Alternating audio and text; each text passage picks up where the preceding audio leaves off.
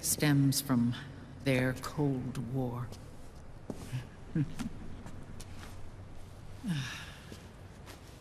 Differences in race, in religion, in ideology. This war they've caused is no different from any other human error in history. It all started with a tiny fork in the path and grew into a great rift.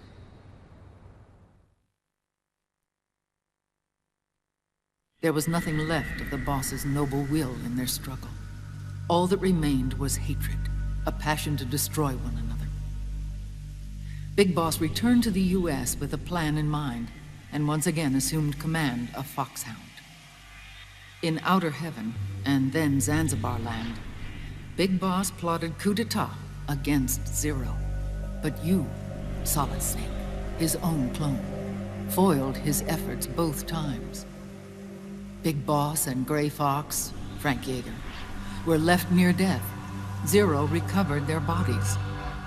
Frank Yeager's entire body was reconstructed through surgery, and he was reborn as the cyborg ninja. Big Boss, now a vegetable, became a prisoner of Zero even in death. For Zero, more than anyone else, your father was an irreplaceable icon. No, the truth is, for Zero, he was an irreplaceable friend. After Big Boss's betrayal, Zero could no longer believe in something so uncertain as life. He lost his belief in everything. Nations, organizations, individuals. Zero was no longer willing to place his organization in the hands of the next generation. Instead, he set up a network of AIs, a decision-making system formed from all the information he had accumulated. He built 4 AIs, GW, TJ, AL, and TR, as sort of a digital Mount Rushmore, and 1 core artificial intelligence to unite them, John Doe. GW. The same GW we destroyed 5 years ago. The same. Ever since GW was cut off, JD and the other 3 AIs have controlled all information on every aspect of global society. Economics, politics, law, morals, and culture. The war economy is no exception. In the shadow of the system and its complete control over the world, Big Boss isn't allowed to live or die. He's trapped for eternity in a brain-dead prison. To bind himself to his friend, to ensure his rule over the world, Zero transformed Big Boss into an icon, neither living nor dead. Sounds almost like a religion. Naturally, Ocelot and I plan to free him from Zero's prison. We enlisted Naomi Hunter, an authority in the field of nanomachine research, into our organization. And we used Frank Yeager to kill Dr. Clark. Ocelot tortured the DARPA chief, Donald Anderson, also known as Sigint, to death, and made it look like an accident. The Shadow Moses incident. With Paramedic and Sigint dead, Zero was the only one left. But we too paid a price. I lost Ocelot. Ocelot wasn't fighting for the Pentagon or the Russians, and certainly not for Zero. He was fighting for Big Boss. He idolized him.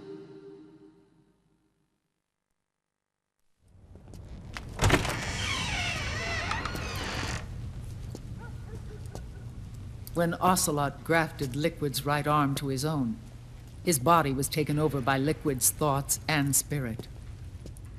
He may be Ocelot in physical form, but his mind is Liquid's. I was the last one. And then someone appeared to help me.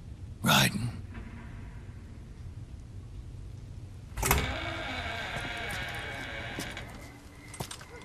It was when I met him that I finally discovered the location of Big Boss. It was in the data he obtained from GW. Together, he and I retrieved Big Boss. But Big Boss was still asleep, as Zero had left him. Why did Zero keep him alive?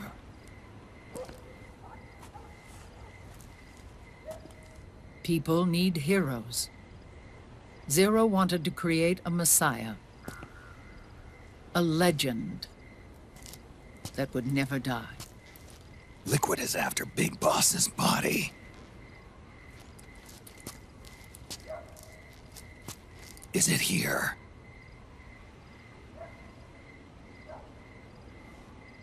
I'll take you to meet him.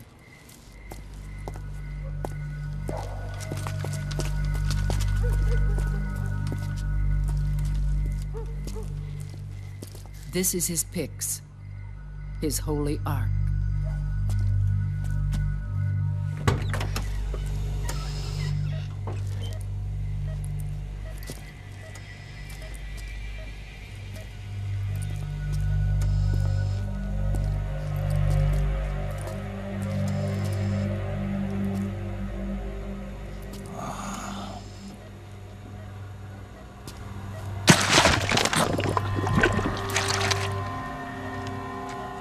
His body is alive, but his consciousness is locked away by nanomachines. So technically speaking, he's not really brain dead.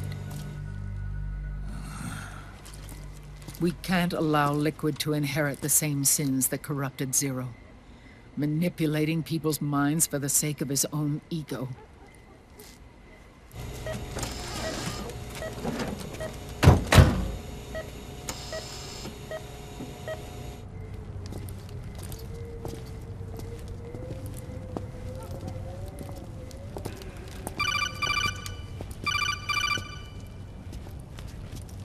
Otacon. Snake, it's Naomi. What happened? She's gone. She's not in the Nomad anymore. When?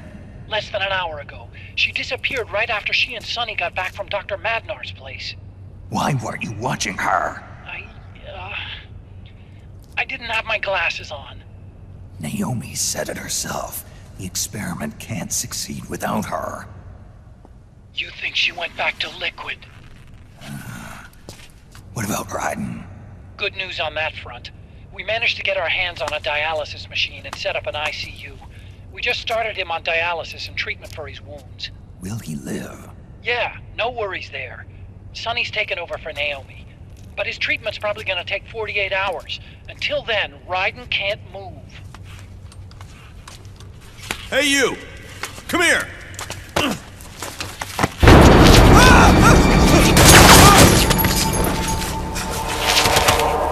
What the hell is that? Move!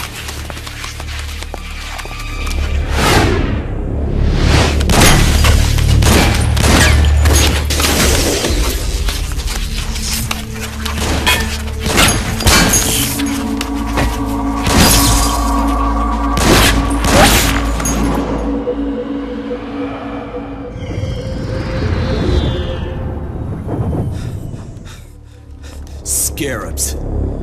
Unmanned scouts. They've found us. We're moving out. Snake, the PMCs are converging on your location. Damn it! They're sending in Gecko! They'll be on you in less than 5 minutes! Are they ready? Yes, ma'am. We'll escape through the canal route using the real van. Get it ready. Hurry! Yes, ma'am.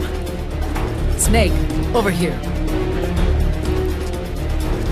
We've got decoy vans set to draw some of our pursuers away.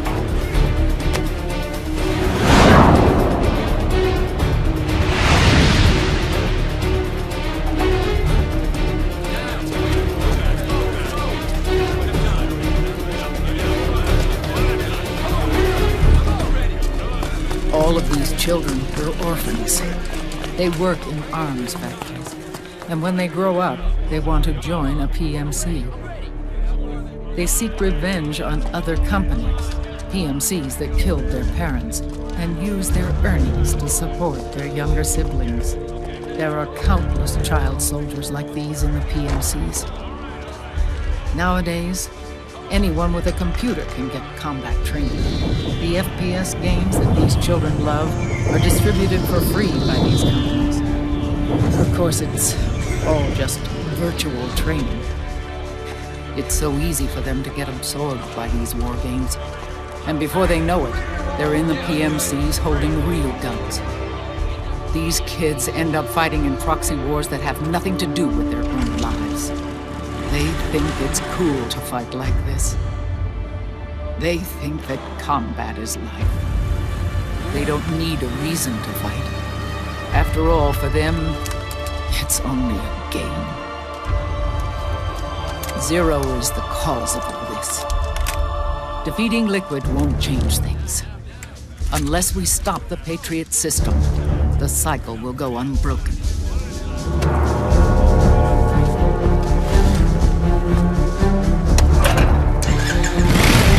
Hop on.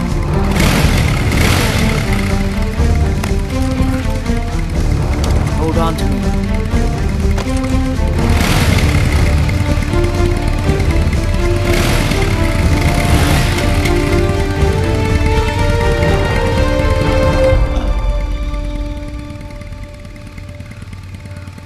With so many wars being waged, oil and biofuel have become as precious as diamonds. It's been a while since I went out for a ride. Are you sure about this? I only get off my bike when I fall in love.